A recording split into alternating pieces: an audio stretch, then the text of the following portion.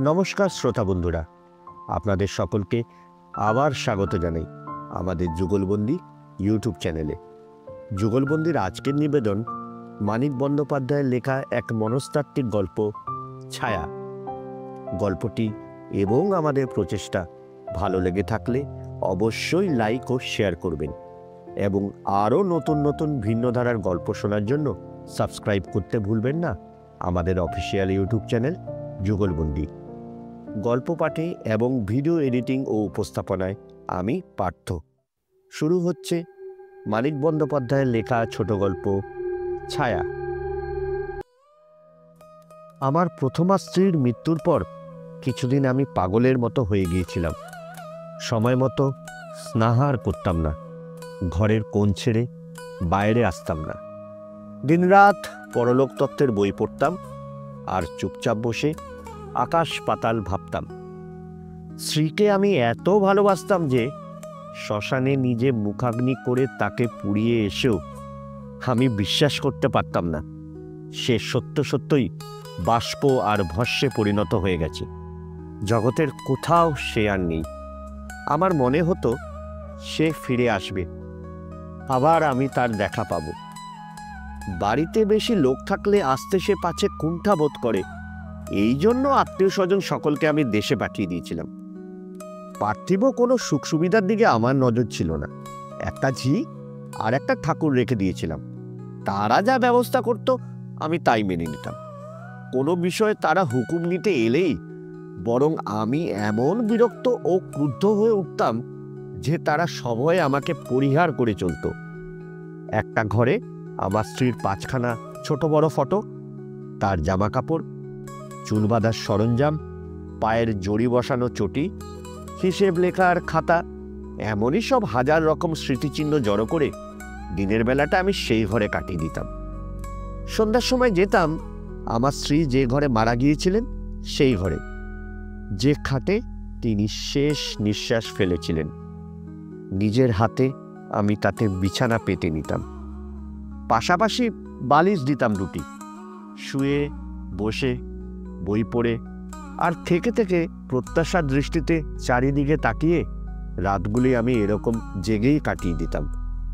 এমনিভাবে মাসখানেক কাটিয়ে পলকের জন্য আমার স্ত্রীর দেখা না পেয়ে আমি যখন অল্প অল্প হতাশ হয়ে উঠেছি, হঠাৎ একদিন সন্ধ্যের পর আমার খেয়াল হলো যে রোজ এই ঘরে আলো জ্বেলে রাখি বলে তিনি হয়তো আসেন না। খেয়াল করা মাত্রই তাড়াতাড়ি উঠে গিয়ে আমি আলো নিভিয়ে দিলাম। আনন্দে আমার শরীর কণ্টকিত হয়ে উঠল।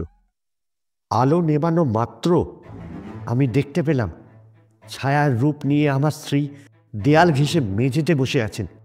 তার সূক্ষ্ম দেহ থেকে জ্যোতি নির্গত হয়ে তার চারিদিকে ফটোর ফ্রেমের মতো চতুষ্কোণ খানিকটা স্থান উজ্জ্বল হয়ে আছে। তেমনি এলোখোপা কপালের কাছে, তেমনি পাট করা চুলের ঈষৎ উচ্চতা, তেমনি টিকোনো নাক ও সুডল চিবুক। গলদেশ বেষ্টন করা খসে পড়া ঘোমটাটি পর্যন্ত স্পষ্ট হয়ে আছে। নিষ্পন্দ হয়ে দাঁড়িয়ে আমি তাকে দেখতে লাগলাম। অনেকক্ষণ পরে তিনি উঠে দাঁড়ালেন, 2 হাত উঁচু করে আমার অতি চেনা ভঙ্গিতে হাই তুললেন। এবার তার সমস্ত অবয়বের ছায়া আরও স্পষ্ট হয়ে উঠল। মিনিট খানেক দাঁড়িয়ে থেকে হাত 2 পাশের দিকে সরে তিনি ঘরের আবছা অন্ধকারে মিশে গেলেন। কেবল তার চারিদিকে যে চতুষ্কোণ ফ্রেমের মতো যে উজ্জ্বলতা ছিল তা রয়ে গেল অবিকৃত। টলতে টলতে বিছানায় গিয়ে আছড়ে পড়ে সঙ্গে সঙ্গে আমি পড়লাম ঘুমিয়ে। আমার অসুস্থ দেহমন তার এই অপূর্ব আবির্ভাবের উত্তেজনা সহ্য করতে পারল না। সেই দিন থেকে রোজই তাকে দেখতাম। সন্ধে হবার আগেই আমি ঘরে গিয়ে বসে থাকতাম।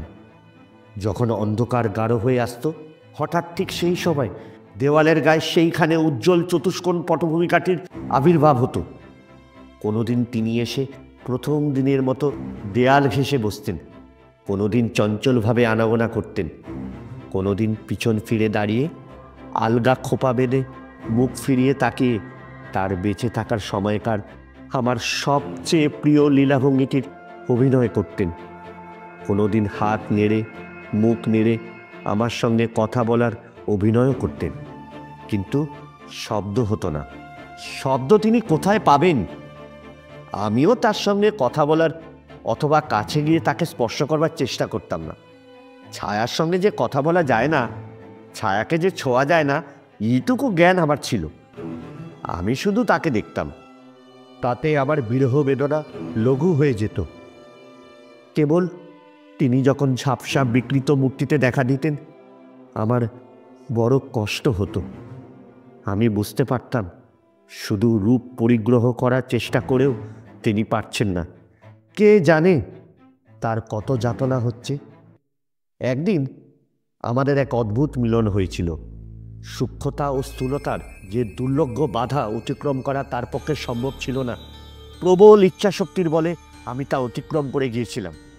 সেদিন আমি একটি ইংরেজি পরলোক তত্ত্বের বইয়ে জীবন্ত প্রাণীর সূক্ষ্ম দেহধারণের কতকগুলি বিবরণ পাঠ করেছিলাম। রাত্রে তিনি তার আলোকপটে এসে দাঁড়ানো মাত্র আমি দেখতে পেলাম আমার ছায়ারূপ পিছন থেকে এসে তাকে জড়িয়ে ধরল। মুহূর্তের মধ্যে পরলোকগতা পত্নীর সঙ্গে আমার অনন্ত ব্যবধান ভুলে গেলাম। আমার নিবিড় আলিঙ্গনে তার শিথিল অচল দেহ আগের মতো জীবনের আবেগে উষ্ণ ও স্পন্দিত হয়ে উঠল। তার রক্তমাংসের দেহই যে আমার বক্ষে লগ্ন হয়ে আছে, আমার তাতে কিছু মাত্র সন্দেহ রইল না। আমি তার চুলের স্পর্শ পেলাম, ত্বকের স্পর্শ পেলাম, তার উষ্ণ নিঃশ্বাস আমার গালে লাগলো, তার দেহের ভার পর্যন্ত আমি অনুভব করলাম। আচ্ছা, ছায়া কি ভারী হয়? তারপর সেদিন কি যে হয়েছিল আমার মনে নেই। স্ত্রীর ছায়াময় মূর্তি আমার অভ্যস্ত হয়ে এসেছিল, কিন্তু তার রক্ত মাংসের স্পর্শাযত বাস্তব মূর্তি আমায় মূর্ছিত করে দিল। আত্মহত্যা করে স্ত্রীর সঙ্গে মিলিত হবার কল্পনা তার মৃত্যুর দিন থেকেই আমার মনে ছিল। এই ব্যাপারের পর আর একটা দিনও পৃথিবীতে থাকতে আমার ইচ্ছে হলো না। পরদিন 2 ভরি আফিম কিনে রাখলাম। ঠিক করলাম রাত্রে স্ত্রীর আবির্ভাব হলে দরজা বন্ধ করে তার সামনেই আফিমকে শুয়ে থাকব। রাত্রি প্রভাত হওয়ার আগেই আমাদের জীবন ও মৃত্যু, এই 2 স্তরের অন্তর্গত অস্তিত্বের ব্যবধান ঘুচে যাবে। তার ছায়ারূপকে সেদিন আমার যেন আরও স্পষ্ট, আরও নিখুঁত মনে হলো। আত্মহত্যা করতে আমার যে একটু একটু ভয় ছিল, তাকে দেখার পর সেইটুকুও মিলিয়ে গেল।